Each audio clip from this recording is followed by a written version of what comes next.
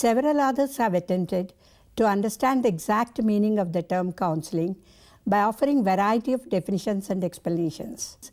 Empowering the client and achieving higher adjustment skills, counseling is neither advice giving nor health education.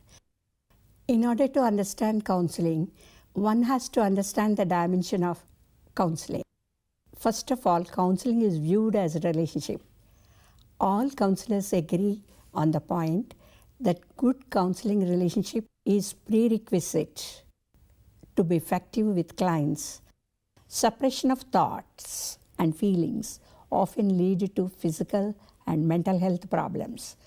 Counselors help their clients to deal with unexpressed thoughts and feelings.